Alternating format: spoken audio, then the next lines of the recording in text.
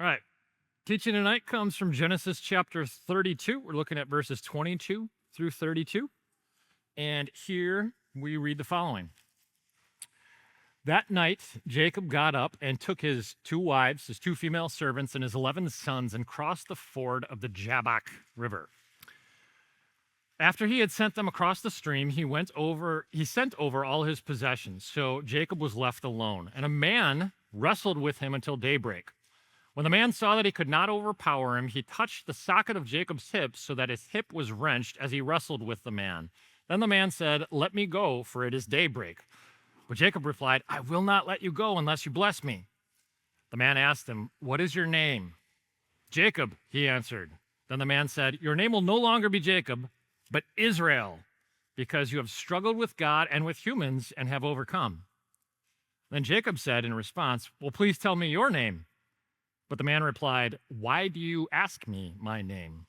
And then he blessed them there.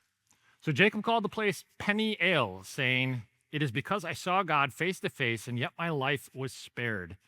The sun rose above him as he passed Peniel, and he was limping because of his hip. Therefore, to this day, the Israelites do not eat the tendon attached to the socket of the hip, because the socket of the hip of Jacob's hip was touched near the tendon. This is God's word. We've been working our way through Genesis for most of the fall. The last month or so, we've been looking specifically at the narrative of Jacob, and some of you might wonder along the way, we spent a lot of time on Jacob. Why do we spend so much time, and why is there so much more biblical material on a patriarch like Jacob than there is on a different patriarch like Isaac? We have a lot more material on Jacob than Isaac. And the answer to that is something like Jacob is uniquely relatable. Okay? He's uniquely relatable, and that makes him something of a prototype to us. You'll notice in Jacob's life, he does almost everything wrong. I'm not saying he's unsuccessful. He's actually highly successful from a professional standpoint. But his instincts, most of the time, are very, very wrong. He's not an inherently good person. He makes a mess of a lot of things. He is blessed, but it's because God has promised to bless him, not because Jacob was just so incredibly faithful along the way. And that's kind of us. And the Bible is not primarily teaching us, okay, here is a way to live a really good and moral life. The Bible is teaching us that God breaks into our lives despite ourselves because he's a God of grace. Okay? Well, what this lesson about today, and I've told you this up front, when we look at these really deep narratives, sometimes I just want to tell you up front, here's why this is here. This is why, because I don't want to leave you guessing the entire time. And I'm going to tell you up front, this lesson is about personal transformation. Okay, I'll explain why that is in a bit, but this lesson is about personal transformation. And the story of Jacob up until this point is this. It was about 20 years ago that Jacob was back at Bethel when the staircase from heaven came down to earth, and he had that kind of encounter with God. And if you remember why that happened, is because Jacob was the younger of twin sons, the lesser loved by his father Isaac, and that vacuum of love in his life led to a lot of really bad decisions and self-medicating, like pathology. Okay, and he tried to steal from his brother a birthright, and that got his brother so upset with him that he's trying to kill him, so he ran away from home, and he's going to Uncle Laban's house in Padan Aram. Along the way, he meets there the most beautiful woman that he has ever laid eyes upon, and he starts self-medicating with her beauty, thinking if she can love me, maybe then I'm a lovable person and not just a monster. But Jacob, in the same way that he was a deceiver to others, he himself becomes deceived. And he ends up working for that Uncle Laban for 20 years, where Laban has really taken advantage of him. And after about 20 years, God comes to Jacob and says, all right, it's time to go home. We're going to bring this whole thing back full circle. And so Jacob packs up his family, his servants, his livestock, and the whole caravan starts moving. You can see it on the map there. It's across the Jabbok River, which is about the east side of the Jordan River, about halfway between the Sea of Galilee in the north and the Dead Sea in the south. So that's the location. He sends some attendants ahead to try to find out, the big problem, the big question in all of this is, okay, my brother hates me, and last time I saw him, he was trying to kill me. After 20 years, have we buried the hatchet, or is he still trying to kill me? So he sends some attendants back to the homeland, and the attendants find Esau is well aware that Jacob is coming home, and Esau is waiting with 400 armed men. In other words, Esau's got an army waiting for Jacob to return home. And Jacob, interestingly enough, this is where he shows some character growth, because in the past, this is where Jacob would have run. He's better, but not perfect. What he does is he first sends a bribe. He sends a bunch of livestock, and he sends them to Esau as like a gift. And then what he does, remember, Jacob is a schemer. He's a planner. He strategizes, and he divides his family and his caravan and his entourage into different groups so that if Esau attacks one of the groups, the other ones can flee, and at least they will survive. So like when you ask the question, has Jacob grown? The answer is yes and no. 2 steps forward, 1 step back. Jacob he's not running away. He's praying and talking with God, but he's still scheming, and he thinks that his survival is based on his ability to outsmart everybody else. Okay? So that's kind of like us. He's growing, but he's not a completed project quite yet. And now it's nighttime. He sends the caravan across the Jabbok River, and he goes back over the other side because he needs some alone time. And it's night, and it's alone, and it's dark. And, spiritual progress, typically, my general advice to you is I would encourage you towards Christian community, because I think most of the time in an individualistic society, we try to do too much of our lives completely alone, and we need the support of Christian community. But there are moments of life that are inexorably alone. Like, I hope and pray that you have a really good support system in your life. When you go in for life-saving surgery, you can't bring the whole support system into the operating room. There are moments that you have to face completely alone, okay? And in those moments, understanding that God is still there is one of the ways by which we create a lot of progress. So here's what happens. He goes back over the river, and he's all by himself in the dark in the middle of the night, and somebody jumps him. Okay, now this is one of the most abrupt verses in all of Scripture. It is not at all what you would expect when you start reading it. It says, so Jacob was left alone, and a man wrestled with him until daybreak. It's just out of nowhere. A man wrestles with him till daybreak. Now, the first and obvious question that everybody would ask is, who is this guy? And, the Bible doesn't outright say it up front. I'm going to tell you up front for reasons of time, and because I think applying what this means is more relevant to us. But we learn this is God. This is God in human form, God incarnate.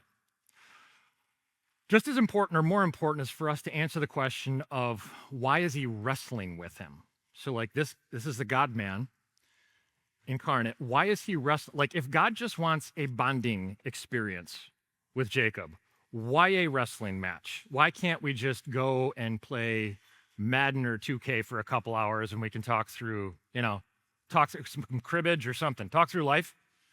Why does it have to be a wrestling match? And the answer is, I remember reading once that an NCAA Division I wrestler in a 6-minute amateur wrestling match, you know how many calories they burn in 6 minutes? 400 calories. 400 calories in a 6-minute workout. I don't know how many calories you lose if you wrestle with somebody from midnight till daybreak.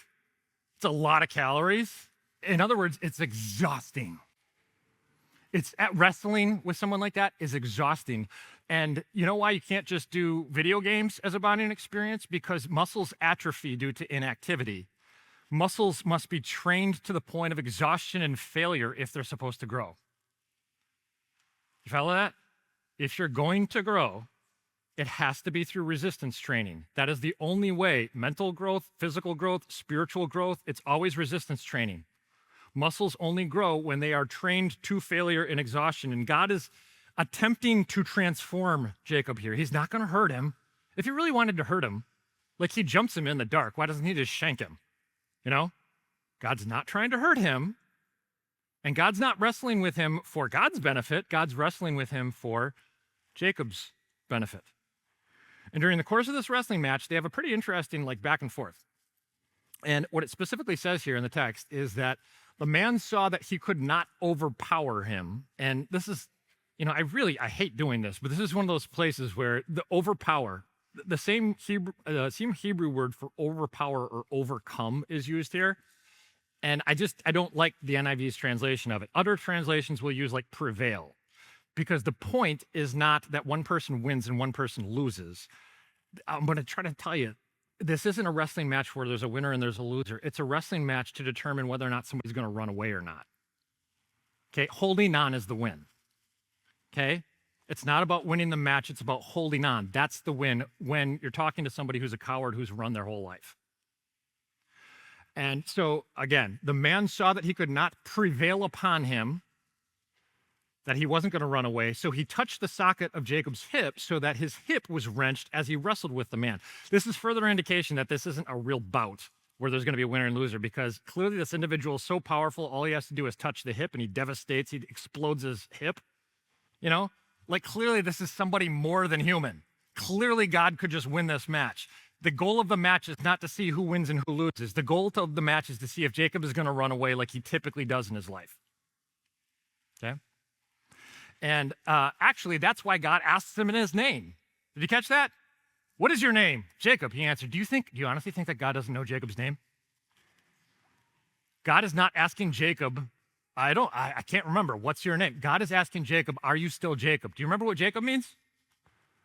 Jacob's the heel grabber. It's a deceiver. It's a guy who jumps you in the dark in order to try to get ahead of you in life. Are you still that guy? Are you still the guy that thinks that if you're going to survive, you're going to outsmart people, you're going to overpower people, you're going to self-medicate all your inadequacies and insecurities? Is that you? Are you still Jacob? That's the question. And what God assesses that by virtue of the fact that Jacob continues to hold on and he doesn't run away, God says, oh, you've changed. And that's why he changes his name. And says, all right, moving forward, your name's no longer going to be Jacob, this deceiver, but you're going to be Israel, which means somebody who wrestles with God, because you have struggled with God and humans and have overcome. Again, it's not that he defeated God, it's that he overcame who he formerly was as a coward who always runs away. That's the victory. And it's interesting because Jacob immediately turns around here and he says, okay, turnabout is fair play. If you're going to ask me my name, I'm going to ask you your name. What is your name? And God says, what do you think my name is? You know what that is? Jacob, you've been pretending like you don't know me your whole life. You need to stop not seeing me in your life. I've been with you the entire way. If you had asked Jacob earlier on in his life who the problem is, when he was a kid, he would have said Esau. When he got a little older, he would have said Isaac, dad. When he got a little older and started his professional career, he would have said the problem is Laban. What God is saying is you're not wrestling with Esau or Isaac or Laban or life. This entire time you've been wrestling with me. I'm the one who controls the outcomes of life. So if you're upset about something, you're upset about my sovereign control over these circumstances. That's your real issue. Your real issue is you don't trust me. And I'm going to need you to stop being unaware of my presence in your life. I'm going to need, you know my name. You know who I am. You know how good I am. I've been here the entire time. Stop pretending like you can't see my hand. Okay? This is the reason why after the wrestling match, Jacob names the place, what? Peniel means the face of God. And he says specifically here, it's because I saw God face to face and yet my life was spared. I will name this place Peniel. Now, if you're still on the fence about whether or not, how do we know for sure that this actually is God? Just real quick. Jacob says he wrestles with God. That's one. Two, he's got supernatural strength because all he has to do is boop, touch his hip and it's dislocated.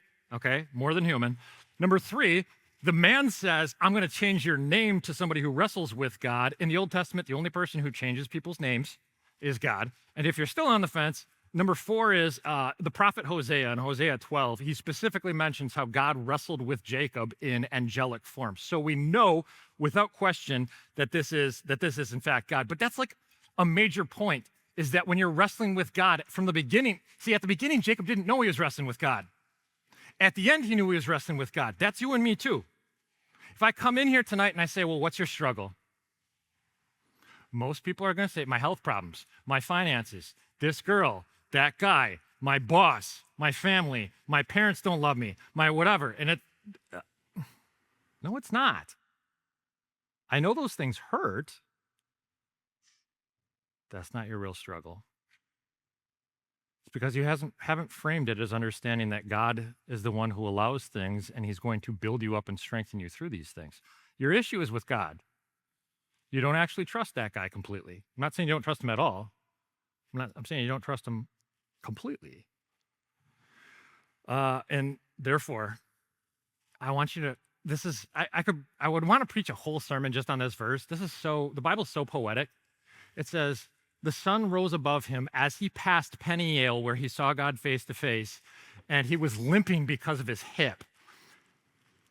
Okay, so this is where the Bible is poetically beautiful. A couple of weeks ago, we looked at Genesis 28. Jacob's running for his life. He hits rock bottom. He lays down literally on a rock, and he goes to sleep. And you know what it says there? It says the sun sets. And you know what that means in the big picture? It means that old Jacob is dying. That life is dying. And here we are a couple chapters later, because after he has an encounter with God, guess what the sun is doing? The sun is rising. And what that means is he's been reborn. He's not the same Jacob that he was before, because he had a personal encounter with his God. Because he met God face to face, and he recognized the goodness, the power, the authority of God. Now, to answer, is Jacob stronger or is he weaker after that experience, is a really interesting question. Because in some respects, the dude's going to walk with a limp probably the rest of his life. He is perpetually going to have a reminder every day of how utterly dependent he is on God and the necessity of clinging to God and asking him to bless him. But he's going to get up with a limp and confidently walk out to face his brother in a way that he never would have been confident to do it before. So is he stronger or is he weaker? It's complicated. He's more disabled, but he's way more confident than he ever was before because he's a new man. Okay? All right, I got a couple takeaway points for you here tonight. It's lessons to learn from this text. Number one, this provides for us such a good template for the process of spiritual fitness. How does one get stronger spiritually? I'm going to show you the exercise of it here tonight, and we're going to try to distill it down into its simplest points. I mentioned at the beginning, this whole text really is about personal transformation, right? If you don't see that,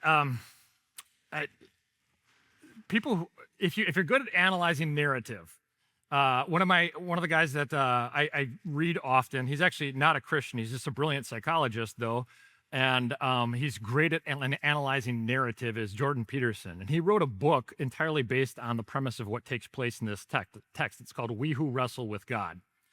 And at one point in the book, he says this.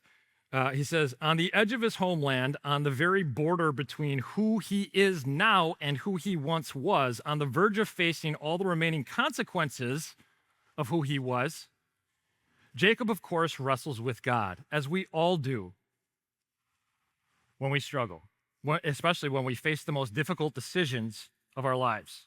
What path will we choose? What will we allow or call upon to guide us? What spirit will possess us in our decision-making?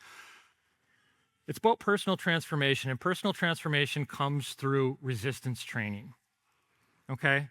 I mentioned earlier, resistance training emotionally, physically, spiritually, resistance training is the way that one gets strong. If you made a resolution in the new year, I'm going to get fit, this is the year, I'm getting fit.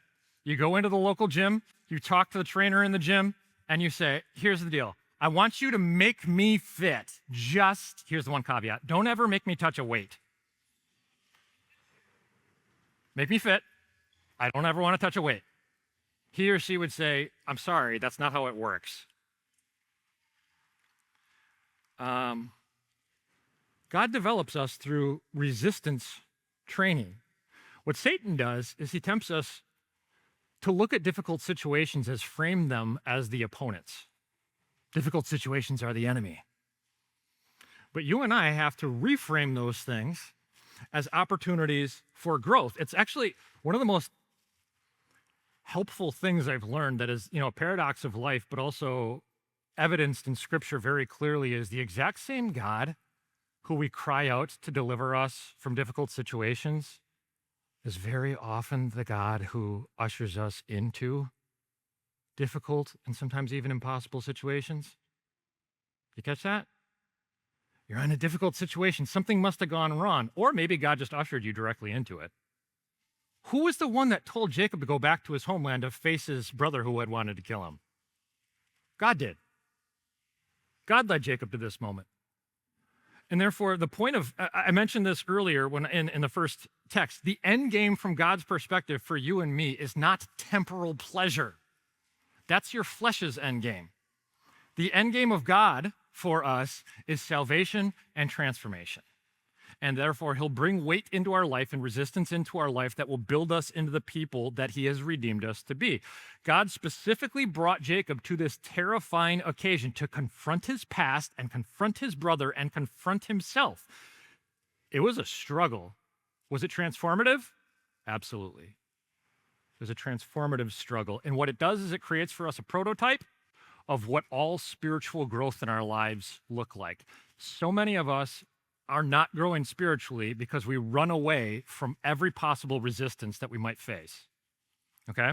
So here's the steps. Number one, to get fit spiritually, to grow spiritually, you can't run away from scary things all the time. Again, the obvious reaction when Jacob sent his attendants ahead and heard back that he has an army of 400 people, the old Jacob would have said, awesome, let's get out of here. Like, why on earth would I proceed any further? So Jacob is staying, and he's facing things unlike he hasn't in the past. Most of the people that I know are very highly conflict averse. The people I know, let me put it this way, the people I know who are not conflict averse often are either willful agitators or are people who socially struggle to recognize the cues that this is going to create a conflict. Almost everybody else is conflict averse. Why? Because conflict's uncomfortable. We don't want to be the one that has to have a difficult conversation. We don't want discomfort in general. And so if we find somebody's personality unlikable, we avoid them. And if the neighborhood that we live in seems like it's turning for the worse, we move away. And if the job that we have is not, if it seems like particularly difficult and frustrating, we put in our resignation. I'm not saying that's always wrong. Sometimes it's wise and absolutely necessary. What I'm saying is, if all the time your default mode is that when I face something really scary, I need to get up and run away from this, that probably reveals a level of spiritual cowardice in your life. Does anybody disagree with that? Like, if your default in every situation when life is difficult is you get up and run away, that there's probably an issue of spiritual cowardice that needs to be remedied there. So that's what's going on here. Jacob ran at one point. Here he has the opportunity to run, but you know why he's not? Because God told him to move in this direction, and his obedience to God is overriding his flesh's instinct to flee. So to get fit in a weight room, you can't run away from a weight room. Okay? There's number one. Number two, to get fit in a weight room, you have to voluntarily become weak. You can't get strong by standing over the top of weights. You actually have to get under the weight in order to lift the weight. You have to lower yourself. You have to make yourself vulnerable under the resistance and under the weight. In spiritual terms, you know what that means? You got to confess. Ironically, the way to become more like God is to admit how much you're not like God right now. Right? So we have to lower ourselves and humble ourselves and voluntarily make ourselves weak. It's the whole point in God asking Jacob, what's your name? Again, I already touched on this, but he's saying, have you turned away? Have you repented from being the heel grabber who thinks he can outsmart everybody in life? By the way, the last time that Jacob had his name asked, it was by his father on his deathbed, and Jacob lied to his face. So for him to say, yeah, I'm Jacob, that's transformation. By saying that, he's saying, I'm a liar. I've been living a lie much of my life. I've been medicating my insecurities, my feelings of inadequacy, and I'm Jacob. Spiritual growth requires radical humility that specifies what we struggle with. Okay? You catch that? So you can't get stronger by running away. You can't get stronger by standing over the weights. You got to get under. You have to voluntarily make yourself weak. And the third thing here is to get strong in the weight room, you have to hold on and push through for blessing. In the scariest moment of life, Jacob insisted on God's blessing and he wouldn't let him go. And a different way to think about this is like as illustration. God can't bless you unless he puts his hands on you, but he can't put his hands on you if you're not willing to wrestle with him. Okay? If you're just running away from it all the time, how is he going to get his hands on you? God cannot bless you unless he touches you. He can't touch you if you're not willing to engage in wrestling with him. And so the points here, again, are as follows. To get strong, you can't run away from the weight room. You have to voluntarily get under the weights. And no matter how painful it is, you do have to push forward. You have to train to the point of failure for those muscles to grow. By the way, I understand one of the reasons why people don't like doing it is because there's a level of like scariness in lifting heavy weights. You know, like if you are trying to bench press 300 pounds and you've never bench pressed 300 pounds before, there's a good chance it might fall and crush your windpipe, which is why you have a spotter. Somebody who puts their hands under the weight and makes sure that you don't kill yourself. You have to believe God has his hands under the bar. He's only going to let this weight make you stronger. He's not going to let it crush you. Okay? So Jacob held on. Again, I said earlier, is he weaker or is he stronger? He's weaker in the sense that he's limping, but he's stronger in that he's more confident.